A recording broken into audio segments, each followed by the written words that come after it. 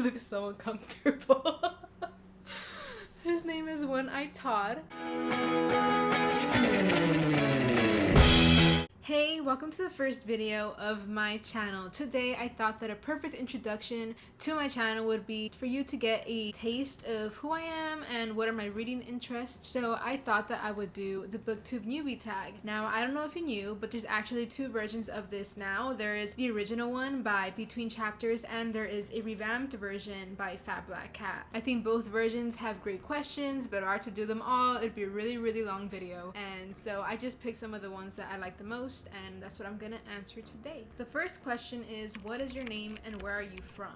My name is Jessica, and I am from a city pretty close to Los Angeles, California. A little bit more about myself is that I recently turned 21 years old, and I attend university where I study music. I love to sing, I love to play, perform, compose, and so I feel like just slightly above my passion for reading, there's music. Also, something else, like a little fun fact, I guess, is people have literally fought me on this because they don't believe me, but I am Latina. Both of my parents are from Mexico, and so I am bilingual, and I speak both English and Spanish. The second question is, why did you start this channel? Well, I feel like any other booktuber will tell you the same thing, but I just love books. The problem is I have no friends that read books, or at least the ones that I like to read, so I never have anyone to vent to. For that reason, I love Booktube because I get to hear others' opinions on them, but I still am a little unsatisfied because I don't get to share my own opinions. That is the reason why I finally started a Booktube channel. I've been wanting to for the last 6 years, but I never did. Above my passion for reading is music. Like I said, I study music, so although this channel will be mostly about books, I will include the occasional cover of a song that I like, but I will also be infusing both music and books into my videos, and I am super excited for that, and I hope you enjoy them. The third question is, what is your favorite and least favorite genre? If you were able to just get a glance of my bookshelf right now, you would immediately notice how most of it is fantasy, high fantasy, and I just feel like I love it the most because I read for the escapism of it. Although there is some educational benefits from reading, it's mainly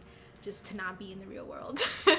But yes, I love fantasy. That is my favorite genre. Some honorable mentions would be science fiction and magical realism. My least favorite genre, which is, I know it's completely unfair and biased. My experience in history classes just has not been great. The information just like goes in one ear, out the other. I just do not care. Anytime there's a synopsis that includes some historical event or based on history, my mind just like blanks out. And that is the reason why I never read historical fiction. But I have this goal this year where I want to expand my interests a little more, and so if you have a short but good historical fiction recommendation, please let me know. The fourth question is, what book or series got you into reading? Mine was the Divergent series.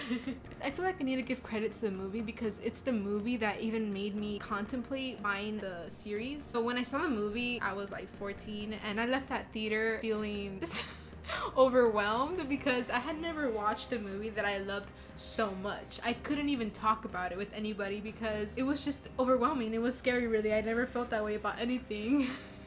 And some of the reasons why I love this movie so much was, for one, the music. I think the music was amazing. It was perfect with the scenes that they matched it with. For example, there's one where she's like ziplining and they put this M83 song called I Need You. Ugh.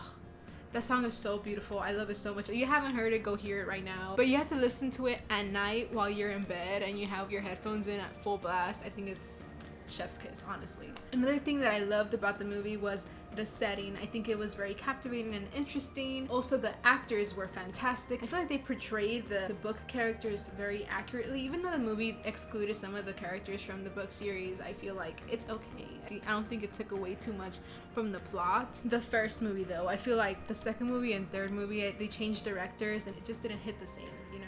The cinematography was just amazing. The plot, the concepts was something I never heard of at that time, and I just thought it was fantastic. And the relationships, I love them. I think they were so beautiful, and you know, I aspire to have a relationship like that. You know, books, they being the reason why I can't have anyone because my expectations are like up here. And so yes, that movie motivated me to spend the little money that I had and go buy them that summer. I was surprised that I wasted my money on books because I had never read for the pleasure of reading, and my family was confused as heck. Like, they were like, this bitch could read. And so I read the whole thing in about 3 or 4 days, which I had never done. It was like 3 big books between 500 pages each. And I would wake up at 5 a.m. to continue reading, which honestly that's when I got scared because I had never woken up by choice at 5 a.m. And honestly, that book just destroyed me. I threw myself in the deep end with that series because I had like these 10 commandments of how books progress, and this book series just broke the first one for me. If you know the ending to the series, you'll know exactly what I'm talking about, but I don't want to spoil anyone that hasn't read it and is interested in reading it, so we'll leave it at that. Question number 5. What literary character did you admire while growing up? Oh, speaking of Divergent, the character that I admired the most was Tris from Divergent. Her upbringing and just like the morals she had reflected a lot of my own. And also she was like a really shy girl who didn't really stand up for herself and just, you know, kind of blended with the other people, and I feel like that was me. So something that inspired me about her was her switching factions and joining the Dauntless faction, which tested her boundaries and made her a little bit more brave, and that's definitely something that I needed while growing up, and I still do sometimes. I have a lot of anxiety, specifically social anxiety, and it's very self-sabotaging because you won't make friends due to the fear of talking to people. You won't take up opportunities that could be very beneficial to you and your career, and so growing up, Tris was very inspiring me and made me come out of my shell a little bit more while growing up. Question number 6. What is your favorite book or series? Another thing that I forgot to mention is that I'm excited to share books that many of you have probably never heard of. That being said, one of my favorite books is Heir of Fire from the Throne of Glass series by Sarah J. Maas. I know everyone's heard of Sarah. Just know that when I discovered Booktube, Sarah J. Maas was the shit. The reason why Heir of Fire is my absolute favorite is because somehow every time I read it, I time it perfectly to reflect what I'm going through in real life. Because in this book, the protagonist is just like going through it. She's probably at one of her lowest points, and so am I. I just feel like I could connect with someone, and seeing her grow as a person motivates me to grow as well and beat my insecurities, which is why I have such an emotional attachment to Heir of Fire. So know that anytime I mention that I'm reading Heir of Fire, know that I am going through it. Another book that I also love is A Court of Mist and Fury from the Akatar series by Sarah J. Maas as well. I feel like there's such like a negative connotation with this author nowadays, but you know, I stand for what I love. I refer to this book as the book that stole my soul. One word: Resand. That's all I have to say.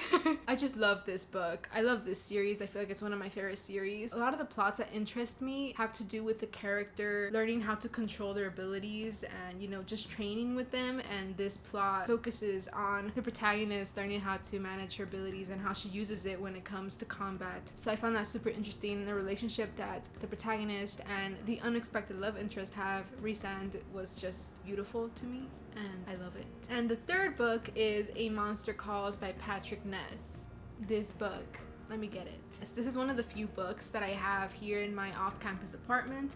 Most of my books are back home with my parents, unfortunately, but I have this one here with me, and you could tell that I have thoroughly loved it. In short, this book just like fucked me up. I am not an emotional person when it comes to reading, but this is the exception. I remember reading some of the passages and being like, yeah, this is sad, but it's fine. And then like I'll turn the page, and all it took is one simple sentence and I'm sobbing with tears, and I was honestly confused because I've never had that reaction for any book, and this one took the cake. Also, the illustrations in this book is fantastic. The movie adaptation, chef's kiss. Question number 7. Where do you like to read? It'd be right here, but typically it's just anywhere where there's the least amount of people, because I am more emotionally invested in my books than I am in my real life. And so I will make a lot of facial expressions, make a lot of comments, and I just do enough to make someone question my mental stability, because I will be having full-blown conversations and answering myself.